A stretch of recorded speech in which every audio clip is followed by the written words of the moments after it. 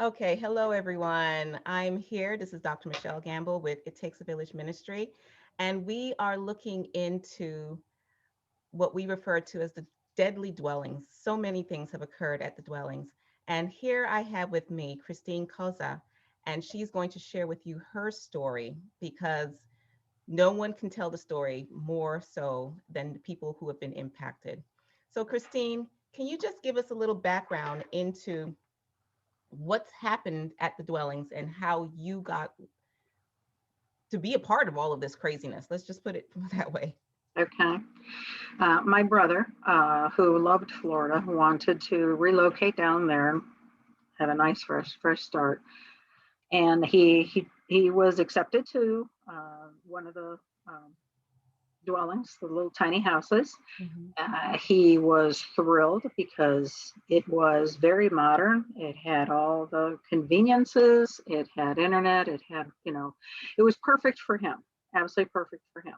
Mhm. He had a lot of challenges in being bipolar.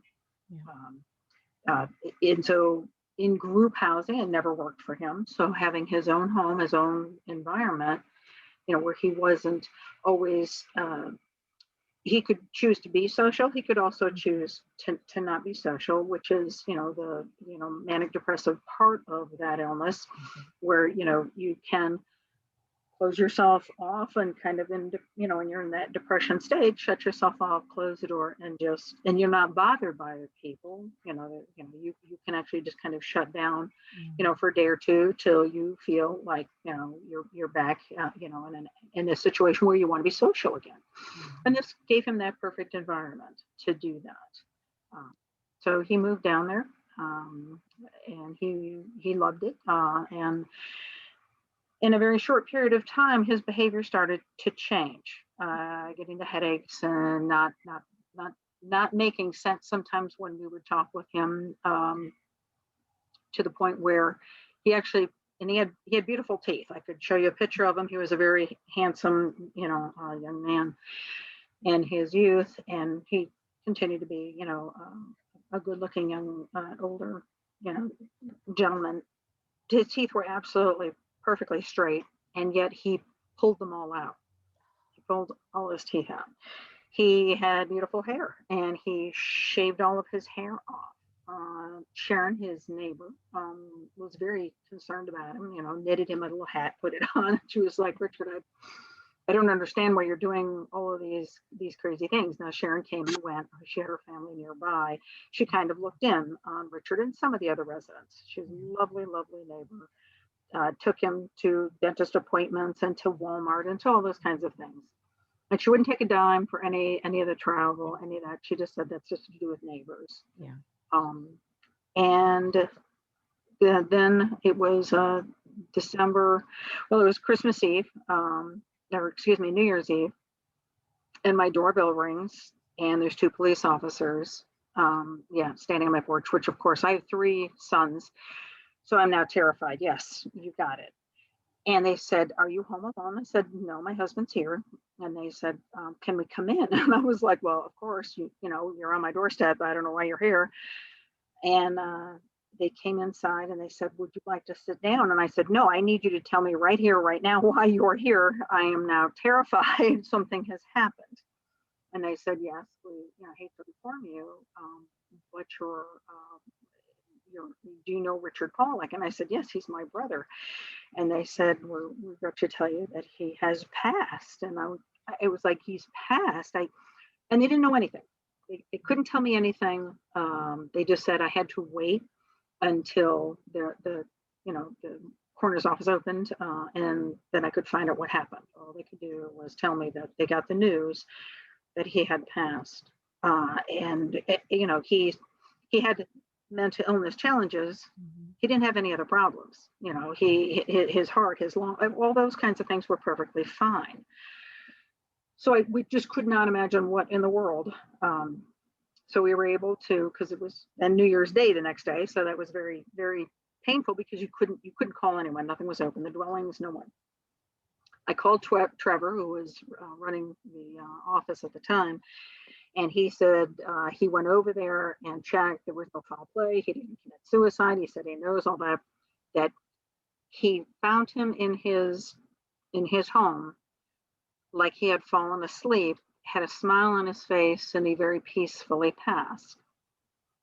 And I said, you know, from what? And he was like, it looks like maybe he had a heart attack. And I said, a heart.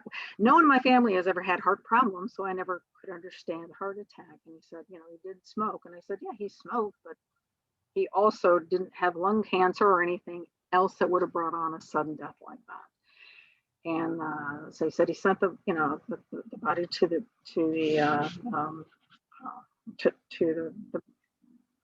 morgue, and they were going to do, you know, an autopsy.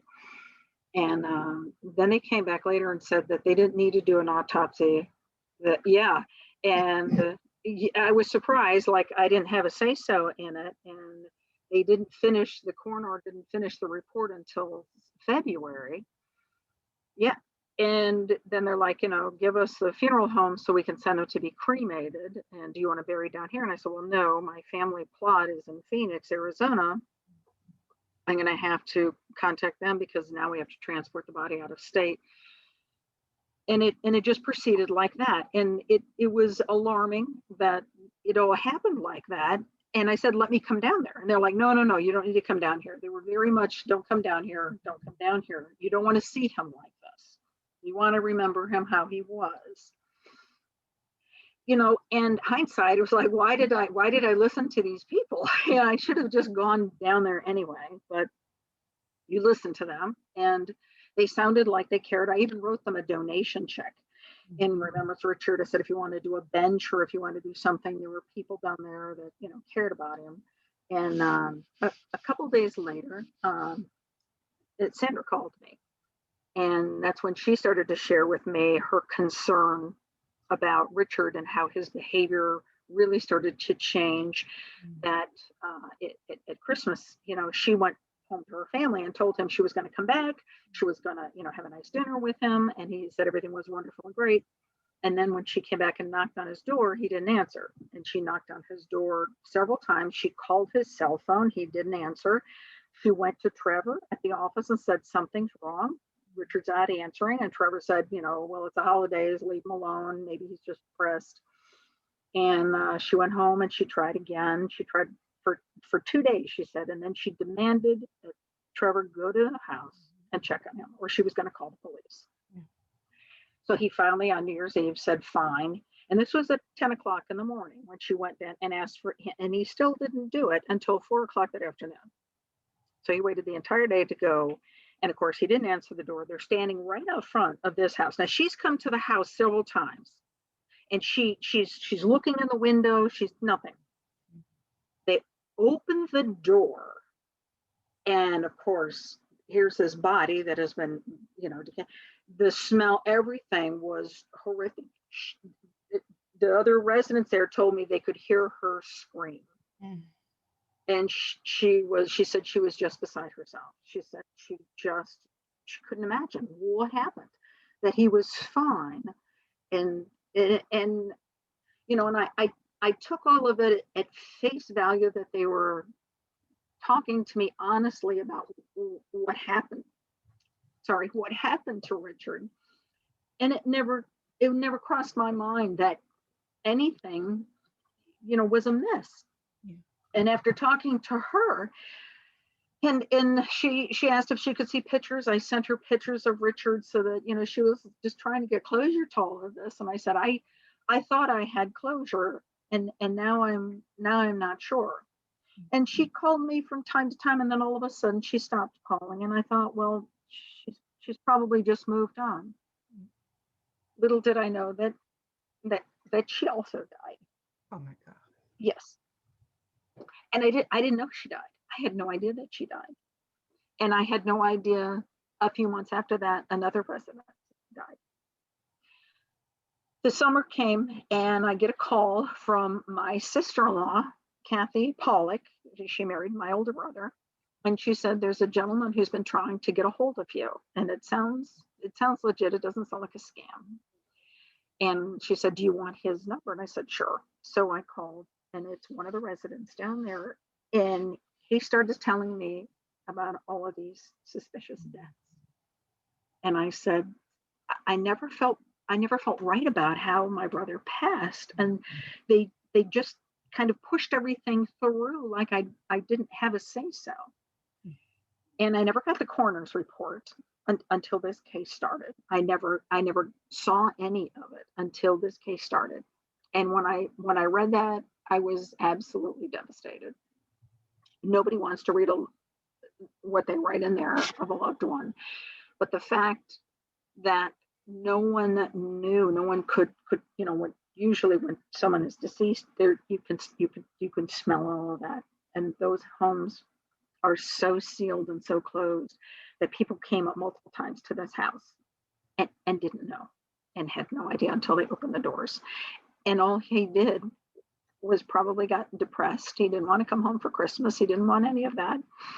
And like he normally does when he was here and living with me, he would just kind of curl up in a ball. And, for 2-3 days, he didn't want to eat, didn't want to be about nothing. He would just sleep it off. And I'm sure that's what he did there, except for the fact that with the CO2 levels the way they are, he was never going to wake up again. Can you? And when Brian tried to go to the dwellings and tell them, they dismissed him. They tried to shut him down. They tried to do everything. And he tried repeatedly everything he could. And in time, up now that we know of, 7 people have died. Now, I understand if they didn't know, and Richard was the first victim, that they could have done something. And then maybe Sandra didn't have to die. And then but they did nothing and then continued to cover it up. And now we have seven people now. And I don't understand what it's going to take for these guys to go and retrofit these properties so people stop dying. You can't bring my brother back. And that's what I said. I said, there's nothing they can do to fill this void. There's nothing they can do to bring him back, but there's plenty they can do to fix these properties so no one else keeps dying. And they refuse. And they refuse to listen. They refuse to acknowledge it. And they're advertising it today for people to still move into these properties. I don't understand. I just don't. How can people do this? Can you share with us what is it that you read in the coroner's report? I don't have a report in front of me, but I do have a copy of it. They missed so many things. He had Hodgkin's disease, where they opened him up and removed his spleen. So he has an enormous scar. He also has another scar in his abdomen where he had his intestines. He had to have that mesh surgery, which of course they got lawsuits on for that. Like I said, I'm not somebody that would sue for anything. They missed both of those massive scars on his body. They said his eyes were brown. He had crystal clear blue eyes. I mean, they talked generally about other things like who cares? They talked about his clothing, nothing that was important that would have, the whole point of doing this is to find out the cause of death, right? Why didn't they do the full autopsy? Why didn't they open up his chest cavity? Why didn't they look this? They didn't do any of those things. It was all just topical of what they were looking at, and they did such a horrible job. I don't know. I think my kids could have done a better job, dissecting a frog to come up with a description than they did with my brother. Did they at least determine how long he had been deceased before he had been discovered? No, they said, December 31st. And yet his body started to mummify. You don't mummify in a day. Okay. So, it was gross negligence on this report. It was like, who did this report? This was horrible. You didn't even see the obvious things that most people would see. And I, if I had the report in front of me, I could read it and point out so many things that were missed. Or why would you even bring that up? What does that have to do with anything? They said something like, he was overweight. by what? What was, you didn't even, he's 5 foot, 6. You didn't even put his dimensions of, the body, the length. Just just the fact that you found him to be a little overweight. I I don't think that's really a professional. Uh, uh, And you know, I don't know. I read it and I read through it, and some of the things were just dead wrong on them, and others was like, why would you even write that down? I don't understand why that was even important to the description. You're trying to identify the cause of death for this person that's sitting in front of you. Um, and but Christine, um, even if we look beyond the ultimate death of your beloved brother, what I'm concerned about is the fact that they also advertise these homes as being a welcoming environment where they provide services to people such as your brother. And this touches home for me on so many different levels, because that is why I put my son there, oh my gosh, because they advertised that they would provide services for people with challenges who didn't have the ability to hold down jobs and things of that nature. And my son has a history of mental illness, and that's why we put him there.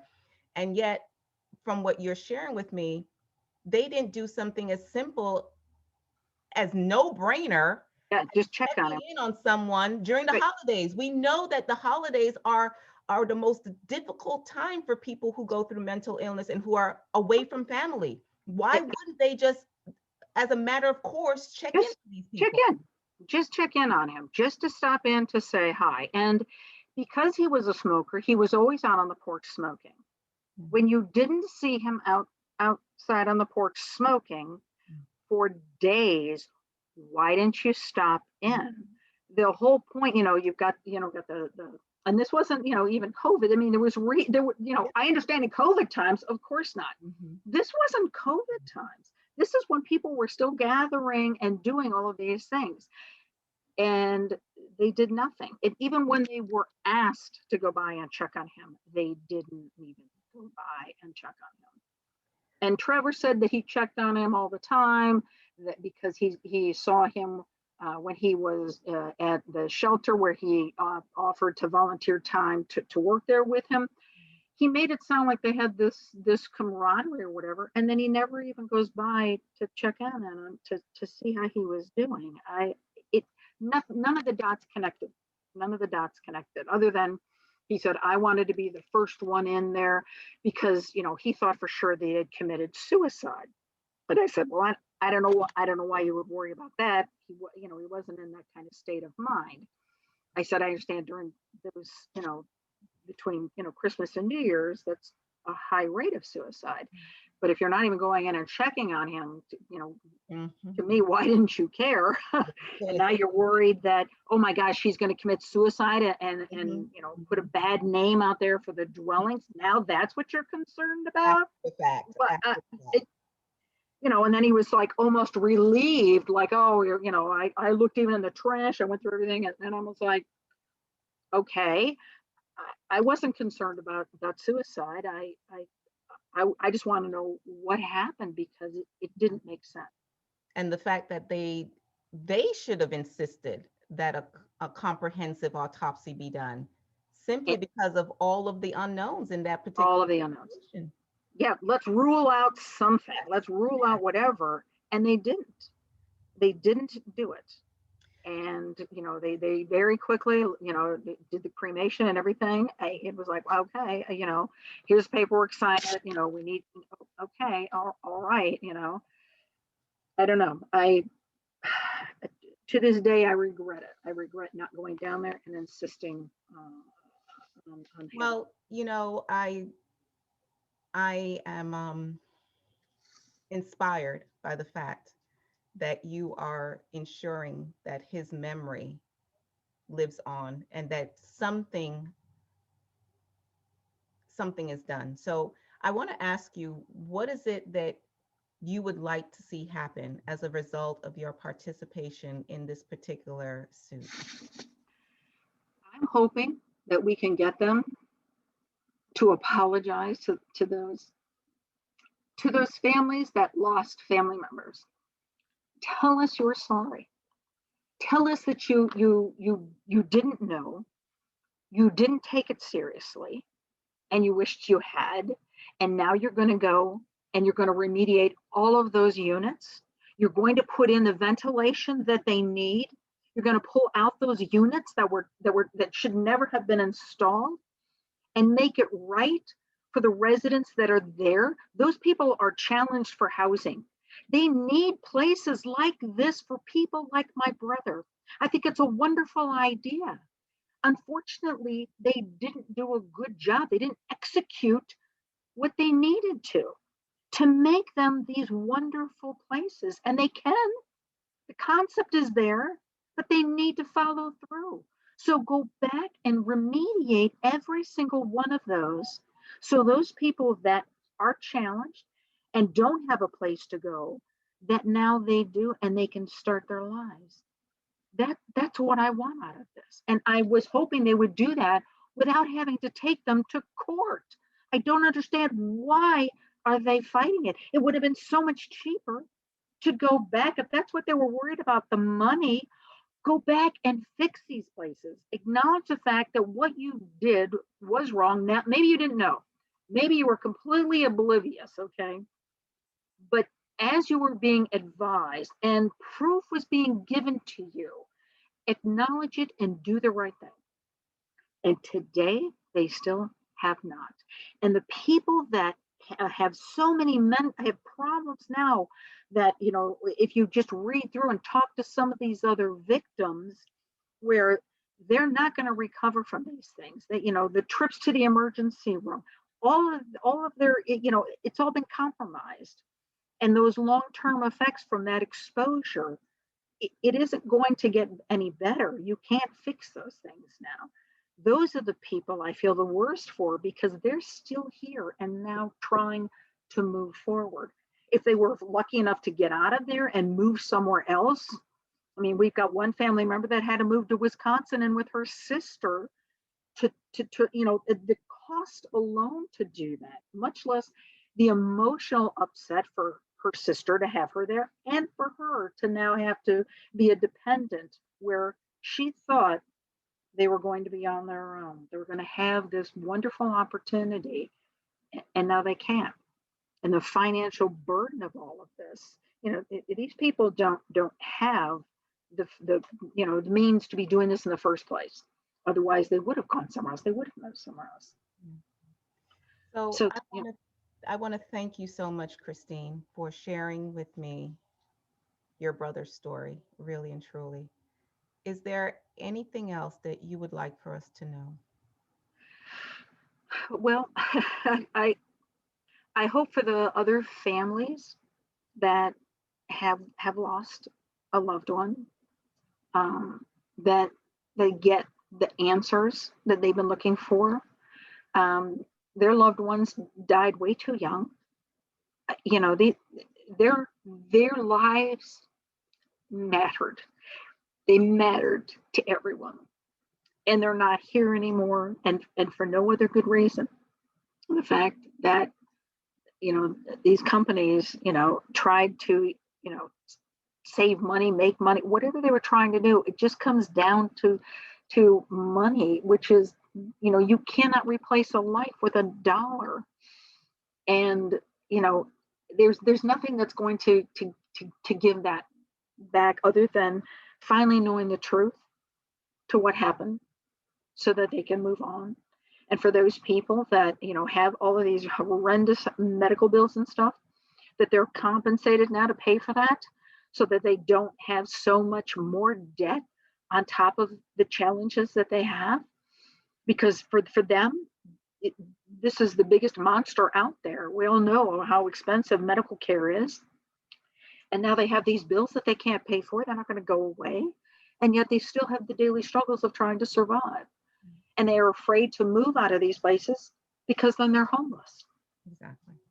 Exactly. So I want them to come back in. I want them to fix these places. I want them to do right by the people that they made these promises to. Mhm. because we need places like this. We need these dwellings. We need these structures and chances for these folks, but not this way. And I want them to do the right thing by the people that are still there. Well, thank you so much, Christine, for taking the time to share the You're story. welcome. You're welcome. I know I had a kitty cat walking around here.